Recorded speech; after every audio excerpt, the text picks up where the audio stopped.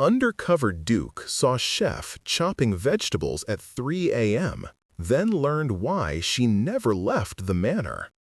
The knife moved with such precision through the carrots that he almost missed the tears falling onto the cutting board. Almost. From his position in the darkened doorway, Adrian watched the woman's shoulders shake with each silent sob, her blade never faltering, even as her heart clearly broke with every measured slice.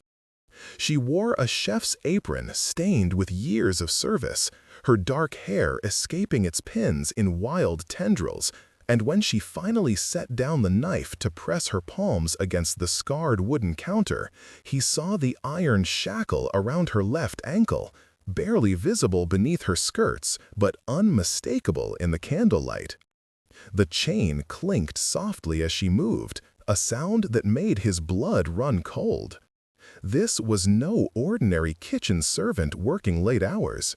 This was a woman imprisoned in plain sight, chopping vegetables at 3 in the morning because sleep, he suspected, had become impossible in whatever hell she inhabited during the day. Wait before the next confession unfolds. If this story has already stirred your heart, tell us where you're watching from. To make sure you don't miss the next betrayal, kiss, or redemption, subscribe and join our circle. The next heartbeat might change everything. Now, back to the scene. Adrian Thorne, Duke of Ashford, had arrived at Blackwood Manor 3 days prior under the guise of a traveling gentleman seeking employment as an estate manager. The deception was necessary.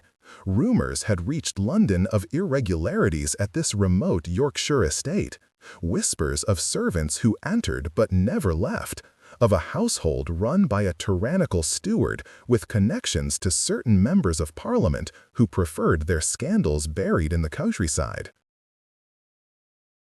As one of the Crown's most trusted investigators, Adrian had learned to hide his title, his wealth, and his purpose behind the mask of a man desperate enough to work in isolation. But nothing in the reports had prepared him for her. Had spent 3 days observing the household, noting the steward's cruelty, the fear in the servants' eyes, the locked rooms on the 3rd floor. Yet it was the kitchen that drew him tonight, following the faint sound of chopping that echoed through the empty halls long after the rest of the house had fallen into uneasy sleep. "You should be in bed," he said softly, stepping into the light. She spun, the knife rising defensively before her brain could catch up to her instincts. Her eyes, deep brown and far too intelligent for a woman society had clearly tried to break, assessed him with startling speed. Recognition flickered across her face. She'd seen him these past days, noted his presence as she surely noted everything in this house of shadows. "I could say the same to you, Mr. Thorne." Her voice carried the refined accent of education, not the rough tones of a kitchen servant. Another mystery. She lowered the knife but kept it within reach. "These vegetables must be prepared before dawn, or the household will go without breakfast. Mrs. Blackwood is particular about such matters." "Mrs. Blackwood is asleep 3 floors above us, and her steward is currently drunk in his quarters. I checked." Adrian moved closer, his eyes drawn to the shackle again. "How long have you been chained here?" The color drained from her face. "I don't know what you—" "Please don't insult either of our intelligence. Your accent suggests education.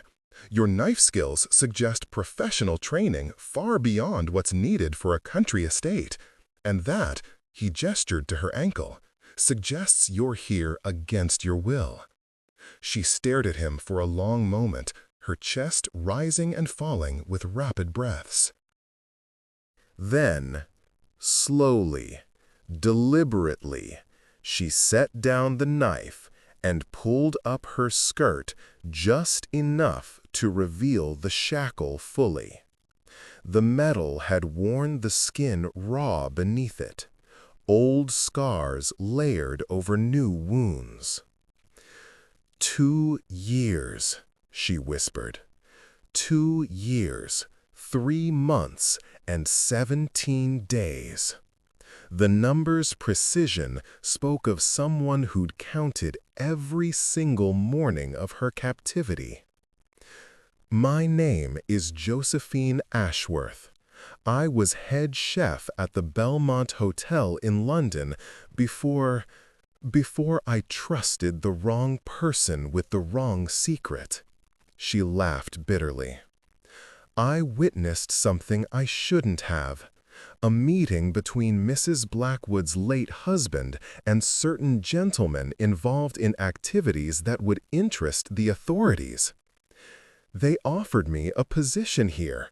Generous wages, they said, a chance to escape the city. I was foolish enough to accept. And once you arrived? Once I arrived, I learned that Blackwood Manor has a very particular employment policy. We enter freely, Mr. Thorne, but we do not leave. The steward, Mr. Craven, ensures it. Most of us are simply trapped by debt and isolation.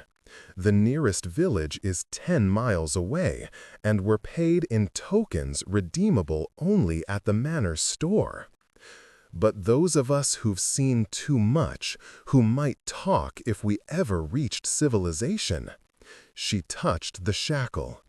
We have more permanent arrangements. Adrian's jaw tightened.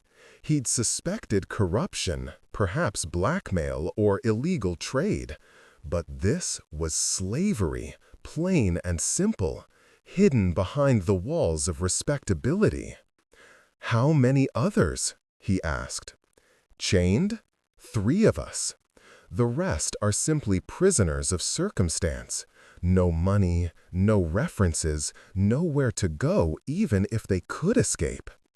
Mrs. Blackwood is very clever. She takes the desperate, the damaged, those whom society has already forgotten. Who would believe us if we spoke? Who would even notice we were gone? I would, Adrian said quietly. I do. She studied him with those 2 intelligent eyes. Who are you really, mister? Thorne?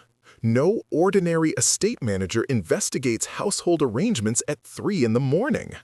He made a decision then, one that violated every rule of his work but felt somehow inevitable. My name is Adrian Thorne, Duke of Ashford. I'm here on behalf of the Crown to investigate this estate. But the moment I saw you crying over those carrots, your grace stopped mattering. I'm here as a man who cannot abide what's been done to you. Josephine's hand flew to her mouth. A duke? Then you must know. If you interfere, they'll kill me, and the others. Mrs. Blackwood's steward has connections that reach into Parliament itself. How do you think this has continued for so long?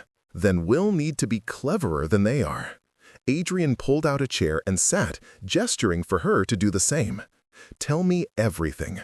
The layout of the house, who can be trusted, where they keep the keys to those shackles. And tell me what secret you witnessed that was worth imprisoning you for. She hesitated, years of fear warring with what might be her only chance at freedom. Finally, she sank into the chair across from him, her shackle clanking against the floor.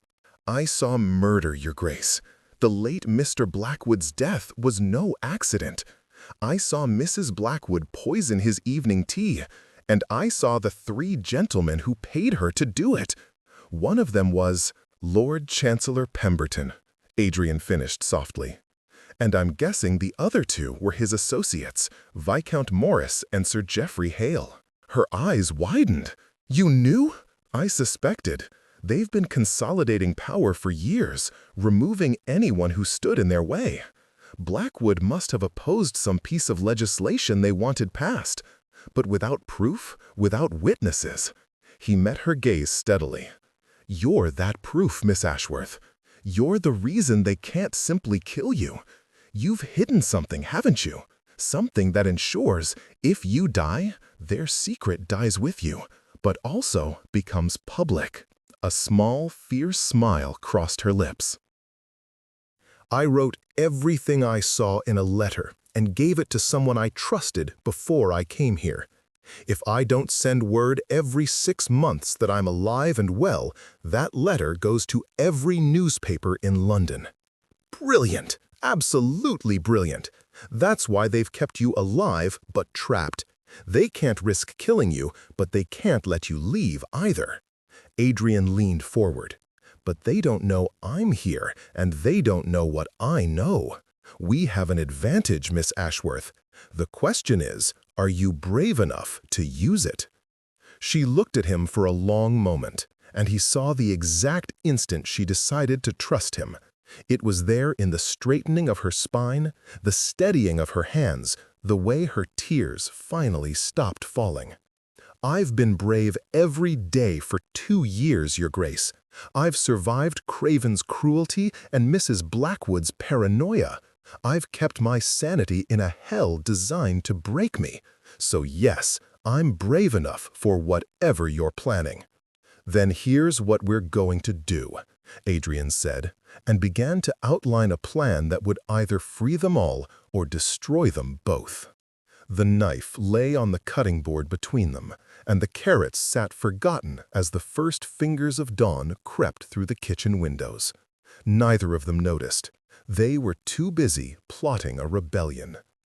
The next morning, Adrian took his breakfast in the servants' hall as usual, maintaining his role as the new estate manager. Mrs. Blackwood herself deigned to join them, a tall woman in her 50s whose beauty had hardened into something severe and unyielding. She sat at the head of the table like a queen surveying her subjects, her eyes missing nothing.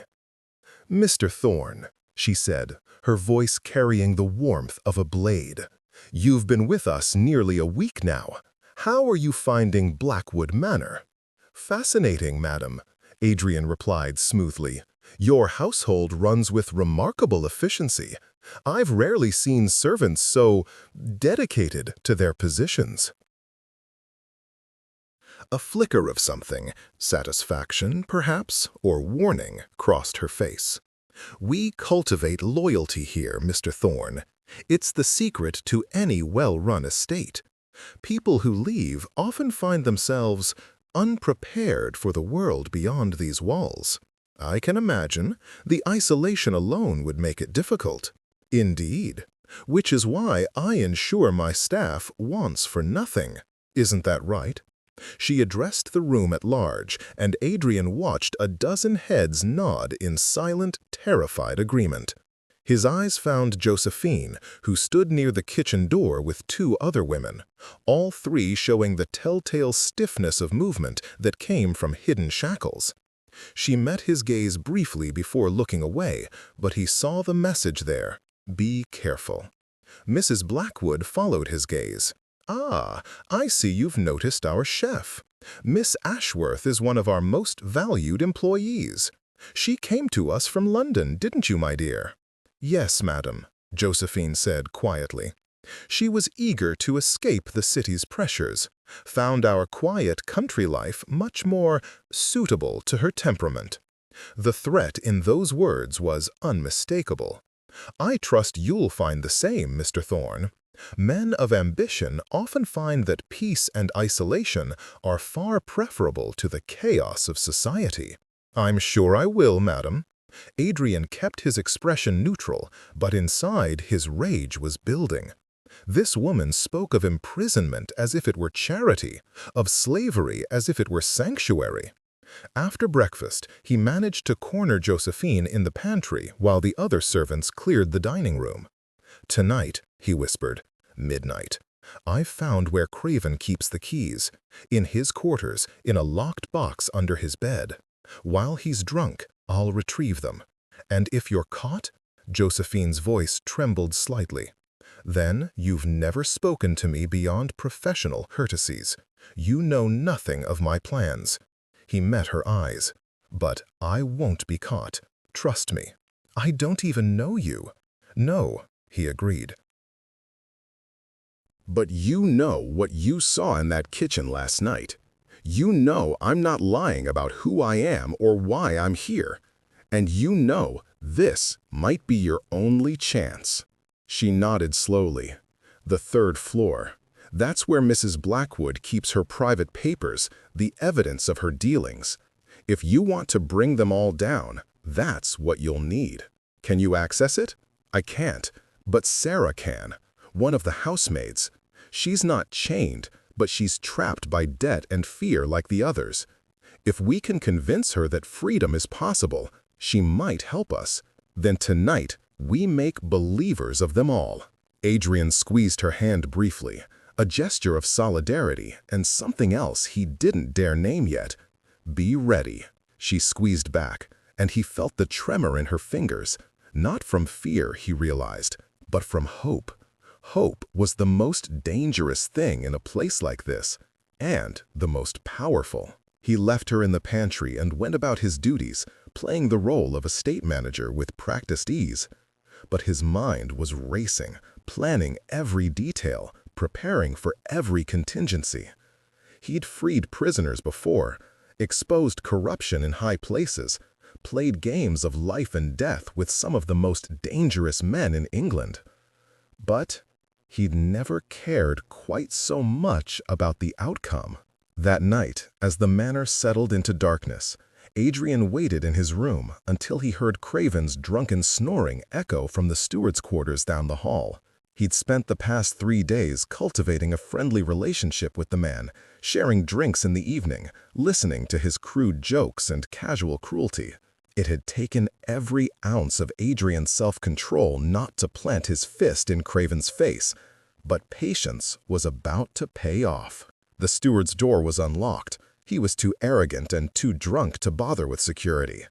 Adrian slipped inside, moving with the silence of long practice. The room reeked of whiskey and unwashed flesh. Craven sprawled across his bed, fully clothed, his mouth hanging open. The locked box was exactly where Josephine had said it would be.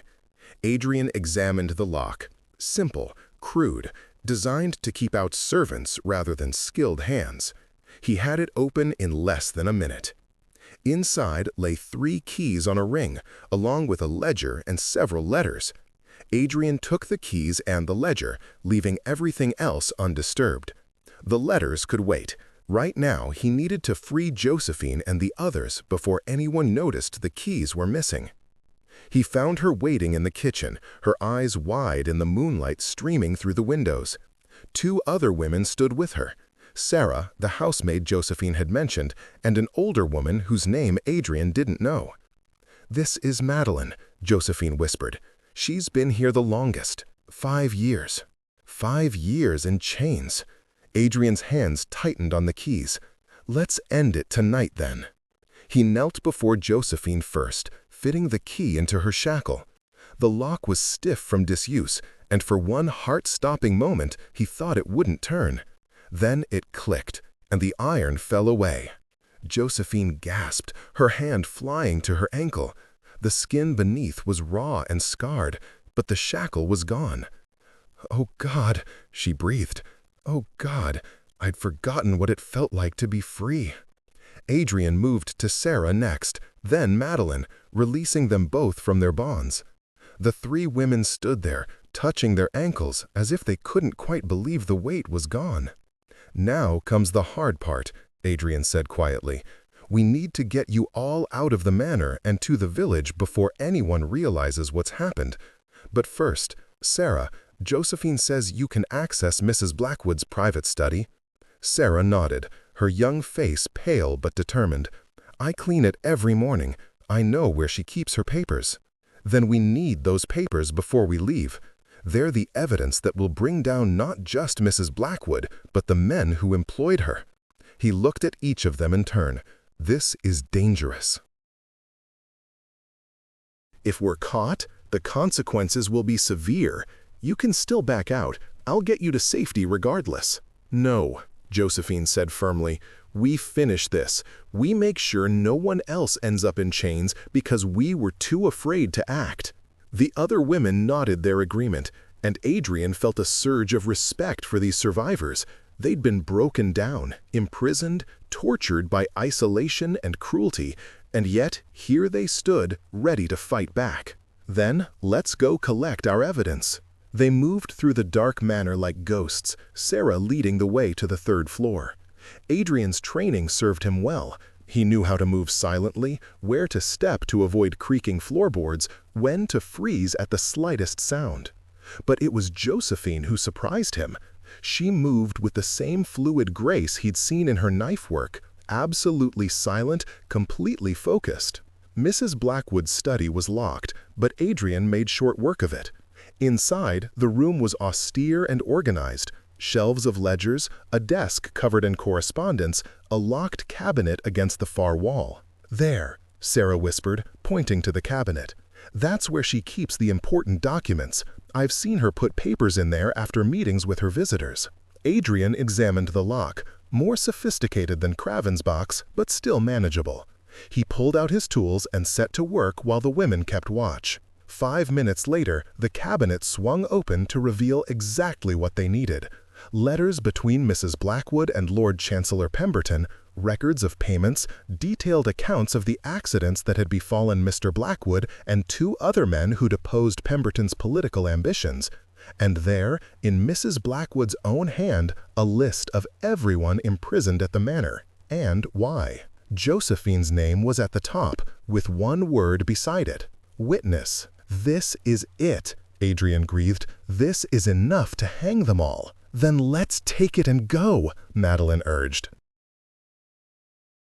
"Please, before someone wakes." The sound of footsteps in the hallway froze them all. Adrian grabbed the papers and shoved them inside his coat, then gestured urgently toward the window. It opened onto a ledge that ran the length of the manor's 3rd floor. Dangerous, but possible. "Out," he mouthed. "Now." Sarah went first, surprisingly agile as she climbed onto the ledge. Madeline followed, then Josephine. Adrian was about to follow when the door burst open. Mrs. Blackwood stood there in her nightdress, a pistol in her hand and absolute murder in her eyes. "I knew you were trouble the moment you arrived," she said coldly. "A real estate manager doesn't move like you do, doesn't watch like you do. Who sent you? Pemberton. Did he finally decide to tie up loose ends?"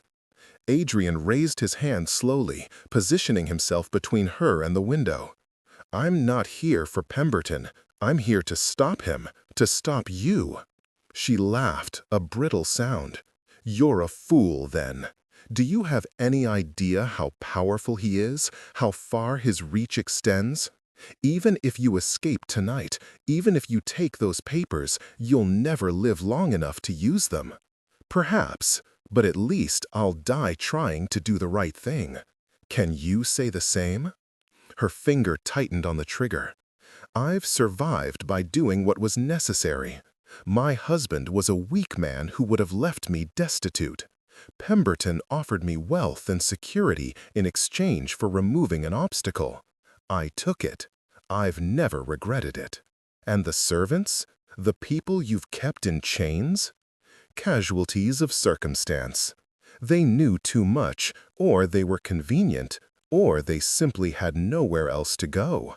I gave them purpose, a roof over their heads. You gave them slavery," Adrian said quietly. "You gave them hell. And tonight, that ends." He moved then, faster than she expected, knocking the pistol aside as it fired. The shot went wild, shattering a window, and then he was past her, diving for the ledge where Josephine waited with horror-filled eyes. "Go!" he shouted. "Get to the ground and run for the village. Don't stop, don't look back." Behind him, Mrs. Blackwood was screaming for Craven, for guards, for anyone who could stop them. The manor was waking up, lights appearing in windows, voices shouting. Adrian followed the women along the ledge, his heart pounding. The drop to the ground was at least 20 feet, survivable but likely to cause injury. But there was no other choice. Craven appeared at the window behind them, his face twisted with rage. "Jump!" Adrian commanded. Sarah went first, landing in the bushes below with a cry of pain. Madeline followed, then Josephine hesitated. "I can't." "You can." Adrian grabbed her hand. "Together." They jumped together, hands locked, and for one breathless moment they were falling through the darkness. Then they hit the ground, rolling, branches tearing at their clothes. Pain exploded through Adrian's shoulder, but he held on to Josephine, pulling her up, pulling her forward. "Run!" They ran, the four of them stumbling through the darkness toward the road that led to the village. Behind them, the manor erupted with activity. Torches being lit, horses being saddled, Craven's voice bellowing orders. But they had a head start, and they had desperation on their side. They ran until their lungs burned and their legs threatened to give out. They ran until the manor was a distant glow behind them, and the village lights appeared ahead.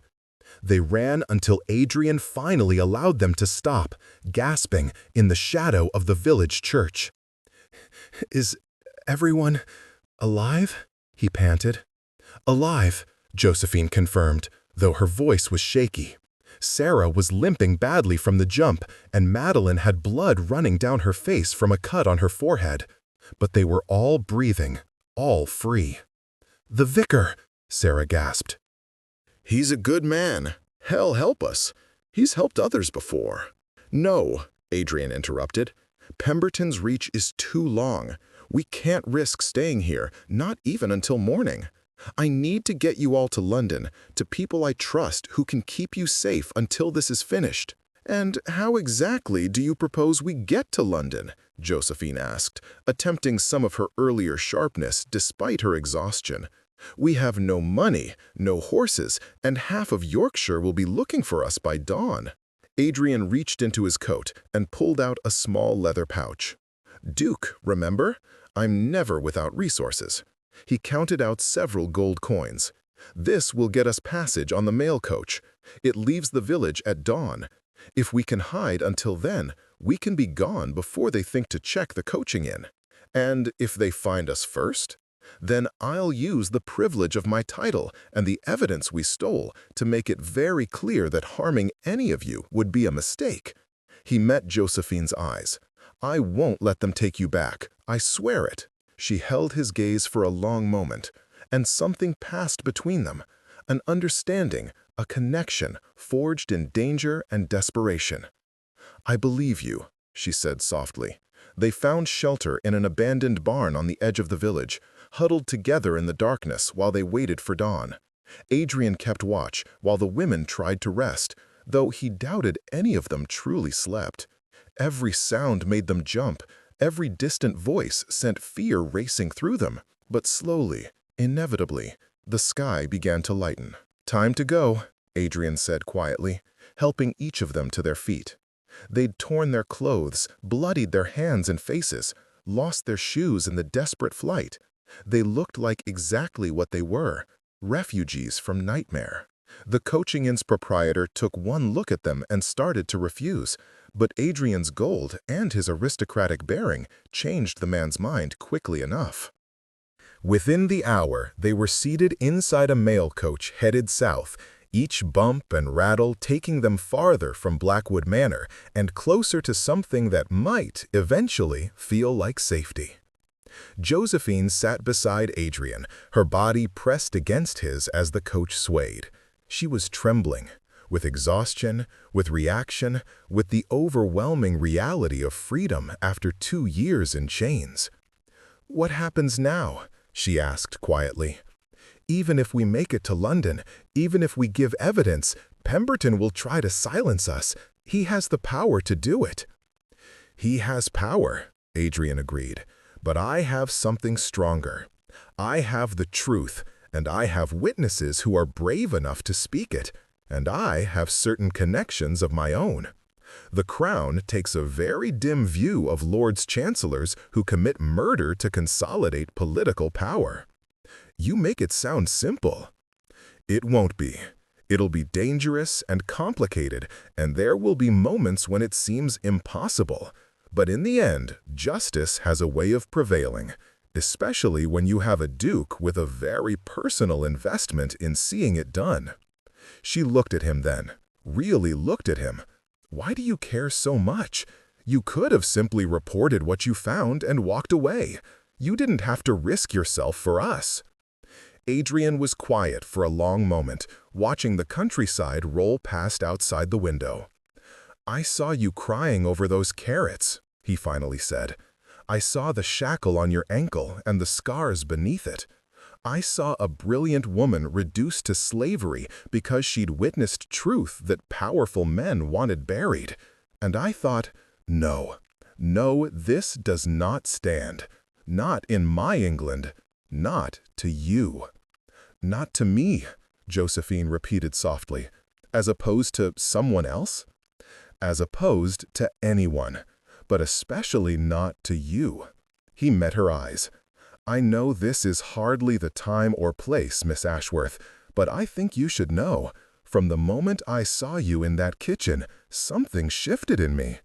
Perhaps it's just the circumstances, the drama of it all. Perhaps in a week or a month, well, both feel differently. But right now, in this moment, I cannot imagine walking away from you once this is over." Her breath caught. "Your Grace." "Adrian," he said. "Just Adrian. Titles don't matter much when you've jumped off buildings together." A smile ghosted across her lips, the first genuine one he'd seen from her. "Adrian, then. And I'm Josephine. Just Josephine." "Just Josephine," he agreed, "who happens to be one of the bravest people I've ever met." She leaned her head against his shoulder then, a gesture of trust and exhaustion, and something that might, in time, grow into something more.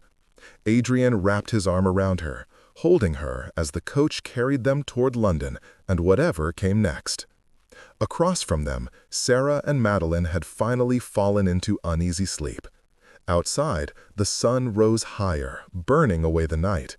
And behind them, Blackwood Manor fell farther into the distance with every turn of the wheels. They'd escaped. They were free. Now came the harder part, staying that way. London enveloped them like a living thing, noise and chaos and 10,000 anonymous faces. Adrian had sent word ahead from their first coaching stop, and by the time they reached the city, his townhouse staff had prepared rooms for their unexpected guests. More importantly, his most trusted friend and legal advisor, Marcus Sinclair, was waiting for them. "Christ, Adrian," Marcus said, taking in their bedraggled appearance. "You said you were investigating a country estate, not leading a prison break." Plans changed. Adrian helped Josephine down from the coach, noting how she flinched at every loud noise, how her eyes darted nervously at every stranger. 2 years in isolation had left their mark. "Marcus, meet Miss Josephine Ashworth, Miss Sarah Fletcher, and Mrs. Madeline Gray.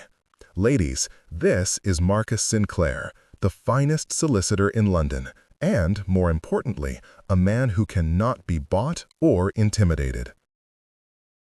"A pleasure," Marcus said, bowing, "though I wish the circumstances were better. Come inside, all of you. Adrian's staff has prepared hot baths, food, and comfortable beds. You're safe here. I've posted trusted men around the property, and no one enters without my personal clearance." As the women were led away by the housekeeper, Marcus pulled Adrian aside. "I received your coded message about the evidence. Please tell me you actually have something substantial." Adrian pulled the papers from inside his coat. Letters between Mrs. Blackwood and Lord Chancellor Pemberton detailing the murder of her husband and 2 other men. Records of payments. A ledger listing everyone imprisoned at Blackwood Manor and why. All in Mrs. Blackwood's own hand. Marcus's eyes widened as he leafed through the documents. My God, this is enough to bring down half of Pemberton's faction. If we can get these before the right people. That's the problem, isn't it? How do we know who the right people are? Pemberton's reach extends throughout Parliament and the courts.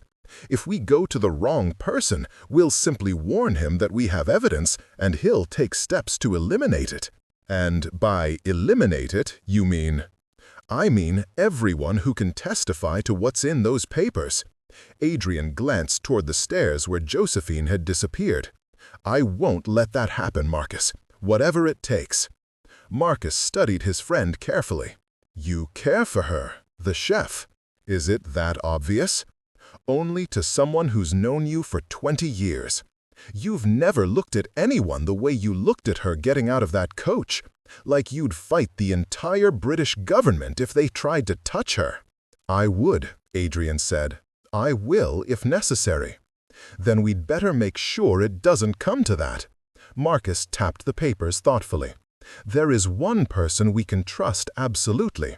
The Prince Regent's private secretary, Lord Ashworth. He's beyond Pemberton's influence, and he has the ear of the crown. If we can get these documents to him… Wait, Ashworth? Adrian's mind raced. Josephine's surname is Ashworth. That can't be coincidence. That's not exactly an uncommon name. No, but combined with her education, her refinement, despite being a chef, Adrian made a decision. I need to talk to her, now, before we take any more steps. He found Josephine in the drawing room an hour later, bathed and dressed in borrowed clothes, her hair still damp and hanging loose around her shoulders. She looked years younger without the weight of chains and captivity, though her eyes still held shadows. Adrian, she said softly as he entered, your home is beautiful. Thank you for all of this. You don't need to thank me. He sat across from her, studying her face. Josephine, I need to ask you something, and I need you to be completely honest. Is Lord Ashworth, the Prince Regent's private secretary, any relation to you? Her face went white. How did you? Your surname, your education, the way you carry yourself, and the fact that my solicitor just mentioned Lord Ashworth as someone we can trust with evidence against Pemberton. He leaned forward. Who is he to you? She was quiet for a long moment, her hands twisting in her lap. My father, she finally whispered. Lord Edmund Ashworth is my father. Then why in God's name were you working as a chef? Why didn't you? Because he disowned me, she said, her voice breaking. 5 years ago, I fell in love with someone unsuitable, a musician, common-born, beautiful and passionate, and everything my father hated. When I refused to end the relationship, he gave me a choice, my family or my heart. I chose my heart. And the musician left me 6 months later for someone with better prospects. I was alone, ruined in society's eyes, with no money and no prospects. I taught myself to cook because I needed to survive. I was good at it, good enough to work my way up to head chef at the Belmont. I thought I'd finally found my place, my purpose. Her laugh was bitter. Then I witnessed that meeting, and everything fell apart again. Does your father know what happened to you? How could he? I haven't spoken to him in 5 years. For all he knows, I'm still in London, still happily cooking away. He certainly wouldn't have been looking for me in a country Manor's kitchen. She wiped away tears. And I'm too proud to go crawling back to him. He made his choice. I made mine. We both have to live with them. Adrian moved to sit beside her, taking her hand. Josephine, your father is the one person in all of England who can ensure Pemberton faces justice. If we go to him with this evidence, if you go to him… No. The word was firm, final. I won't use my father's influence to save myself. I won't prove him right by running back the moment I need help. This isn't about pride. Yes, it is. It's exactly about pride. It's about proving that I can survive without his name, without his power. It's about standing on my own 2 feet. Even if it means Pemberton goes free, even if it means Mrs. Blackwood continues to imprison people. That stopped her. She stared at him, the conflict clear on her face. That's not fair. No, it's not. But it's true. Adrian squeezed her hand gently. I understand why you left, why you chose your heart over your family. That took courage. But this is different, Josephine. This isn't about you anymore. It's about Sarah and Madeline and every other person who might end up in chains if we don't stop Pemberton now. Can you really let your pride stand in the way of that? She closed her eyes, tears slipping down her cheeks. I hate that you're right. I hate it so much. I know. But sometimes doing the right thing means swallowing our pride and asking for help from the last people we want to ask. He'll say, I told you so. He'll say this all happened because I was too stubborn to listen to him. Perhaps. Or perhaps he'll just be grateful his daughter is alive. Adrian lifted her hand to his lips, pressing a gentle kiss to her knuckles. Let me contact him at least. Let me arrange a meeting. What happens after that is entirely up to you. She opened her eyes, meeting his gaze. Why do you care so much? About me? About all of this? Because I saw you crying over carrots at 3 in the morning and I couldn't walk away. Because you're brilliant and brave and you deserve justice. Because... He hesitated, then pressed forward. Because in 3 days, you've become more important to me than anyone I've met in years, and I cannot stand the thought of letting you down. Adrian, you don't have to say anything. I know the timing is impossible, that you've just escaped a nightmare and need time to heal. But I wanted you to know. When this is over, when you're truly safe, I'd very much like to court you properly, if you'll have me. Josephine stared at him, her eyes wide and shining with tears. Then, slowly, she leaned forward and pressed her lips to his. A brief, gentle kiss that tasted of salt and hope. Ask me again when Pemberton is in chains, she whispered. When I'm free to choose without fear hanging over me, ask me then, and I'll give you my answer. Then I'll make sure Pemberton is in chains as quickly as possible, Adrian promised. Marcus arranged the meeting for the following day, though he refused to tell Lord Ashworth why he needed to see him urgently, only that it concerned Lord Chancellor Pemberton and evidence of serious crimes.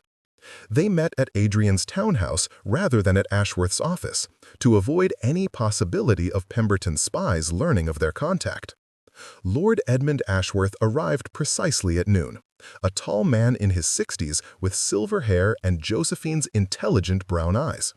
He swept into the drawing room with the bearing of someone accustomed to power, but there was kindness in his face and curiosity. "Your Grace," he said, bowing to Adrian. "Mr. Sinclair, you said this was urgent and concerned Lord Chancellor Pemberton.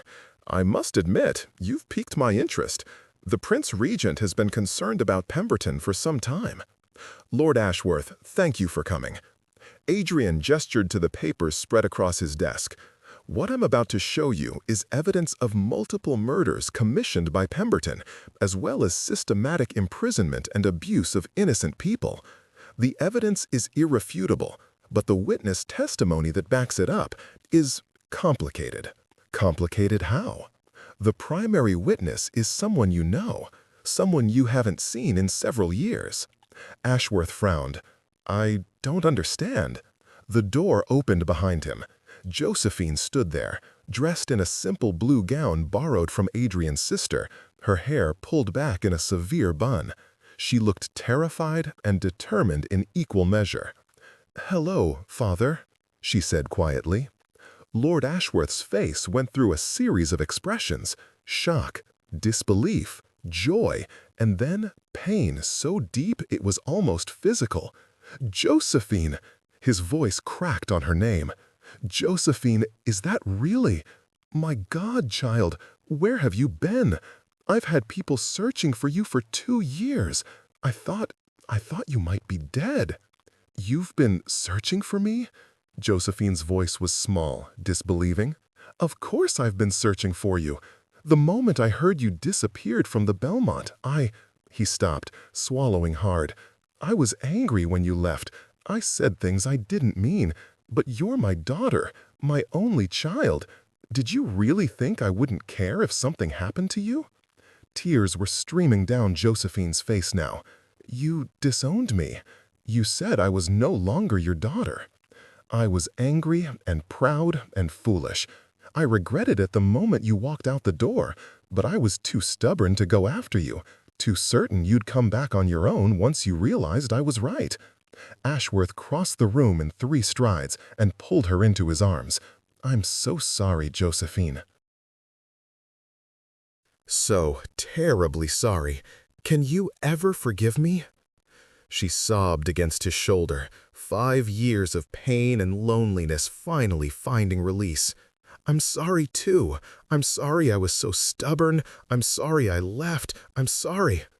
"Shh. You have nothing to be sorry for. Nothing." He pulled back enough to look at her face, his hands gentle on her shoulders. "But I don't understand. What does your disappearance have to do with Pemberton?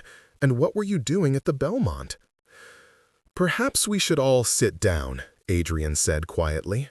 "What Josephine has to tell you is going to take some time." Over the next hour, Josephine told her father everything, working as a chef, witnessing the meeting, accepting the position at Blackwood Manor, the chains and the captivity, and the 2 years of hell. Lord Ashworth's face grew progressively more horrified, then enraged. "I will destroy him," he said quietly when she finished. "I will tear Pemberton apart piece by piece for what he's done to you." "That's where we come in," Marcus said, gesturing to the evidence. "We have everything we need to prove Pemberton's guilt and Mrs. Blackwood's complicity. But it has to be done carefully, through proper channels, or hell simply use his influence to make it disappear." "The Prince Regent," Ashworth said immediately. "This goes directly to the crown. Pemberton may have influence, but he cannot touch His Royal Highness." He looked at Adrian with new respect. "Your Grace, I don't know how you found my daughter or how you got this evidence, but I am eternally in your debt." "I don't want your debt, my lord. I want your help in ensuring justice is done. And he glanced at Josephine, "I want your permission to court your daughter once all of this is finished." Ashworth looked between them, understanding dawning on his face. "I see. And does Josephine want to be courted?" "I do," Josephine said softly, moving to stand beside Adrian. "Very much." Her father smiled then, the first genuine smile since he'd arrived. "Then you have my blessing, Your Grace. Though I should warn you, my daughter is remarkably stubborn and rarely does what she's told." "I'm aware," Adrian said dryly. "It's one of her more attractive qualities." 3 days later, Lord Chancellor Pemberton was arrested by Crown Guards while conducting business in Parliament. The charges were read in the Prince Regent's own voice: conspiracy to commit murder, abuse of office, and crimes against the Crown. Mrs. Blackwood was arrested the same day at Blackwood Manor, along with her steward Craven. The trial that followed was brief and merciless. With Lord Ashworth presenting the evidence, and Josephine, Sarah, and Madeline providing testimony, there was no possibility of acquittal. Pemberton and his co-conspirators were sentenced to hang. Mrs. Blackwood received life imprisonment. Craven received 20 years. But more importantly, every person held at Blackwood Manor was freed. Some returned to families they'd been torn from. Some, like Sarah and Madeline, accepted positions in Lord Ashworth's household. All of them carried scars, but they carried freedom too. 6 months after that night in the kitchen, Adrian kept his promise. He asked Josephine properly, formally, if she would allow him to court her. She said yes, without hesitation. 3 months after that, he asked if she would marry her. She said yes to that, too. They were married in the spring, in Lord Ashworth's private chapel, with Sarah and Madeline serving as witnesses. It was a small ceremony. Neither of them wanted grand public displays after everything they'd endured.